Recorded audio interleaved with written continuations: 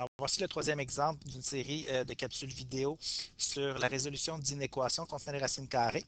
Alors, voici l'exemple 2 moins 3 fois racine de 4x moins 1 supérieur ou égal à 4. Donc, on va résoudre cette inéquation-là.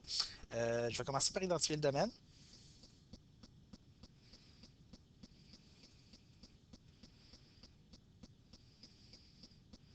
Alors, je vais prendre l'intérieur de la racine, 4x moins 1 supérieur ou égal à 0. J'isole le x.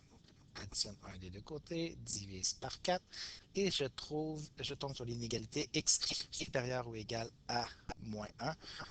Alors, le domaine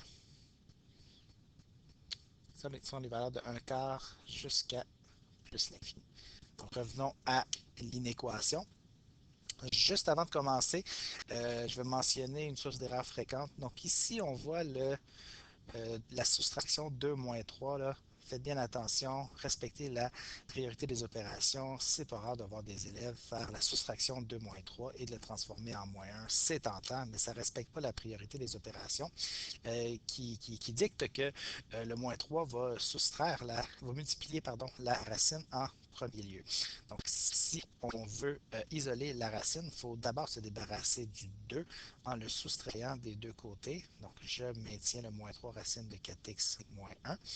Et de l'autre côté, je vais soustraire 2, 4 moins 2, 2.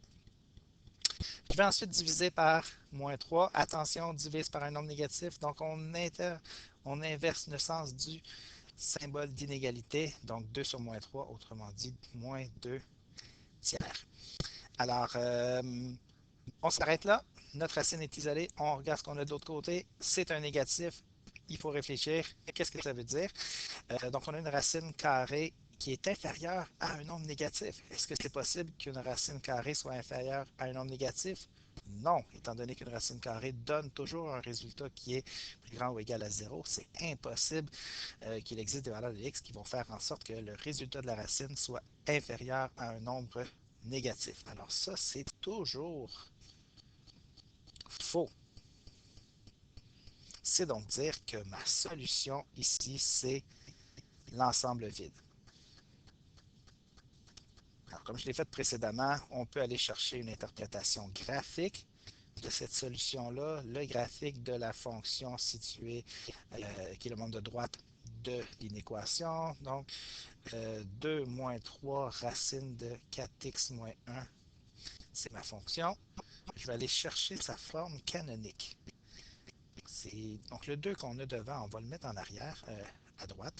Donc, moins 3 fois racine de, je mets en évidence le 4, donc x moins 1 quart, plus 2. Donc, le 2, je l'ai pris et je l'ai envoyé juste de l'autre côté, faciliter la lecture.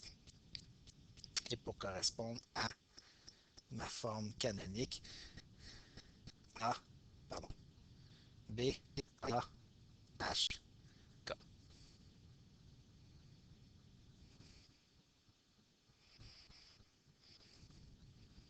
Donc, j'ai ma forme canonique. Je vais aller chercher les coordonnées de mon sommet. Donc, le x du sommet, le h, vaut 1 quart. Ça correspond à ma limite de mon domaine. Alors, tout est beau pour ça. Et y du sommet, le k, vaut 2.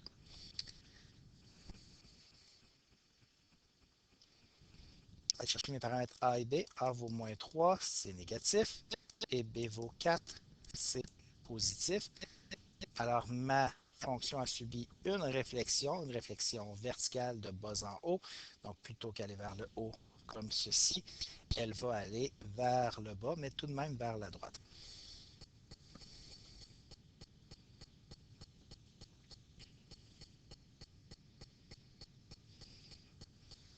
Je vais tracer mon plan cartésien. Je vais aller identifier mon sommet. 1 quart, 2. Ma fonction s'en va vers la droite et vers le bas, comme ceci. Et je cherche à résoudre quelle inéquation? Donc, fonction supérieure ou égale à 4. Donc, f de x supérieur ou égal à 4. Alors, je vais aller placer ma droite y égale 4. J'ai besoin de cette droite-là. Je vais me positionner par rapport à cette droite-là, soit au-dessus ou en dessous. Donc, y égale 4 à peu près là. Je vais aller indiquer que je veux être supérieur ou égal à la droite. Et ça, juste pour clarifier les choses, c'est que la valeur y est égale à 4.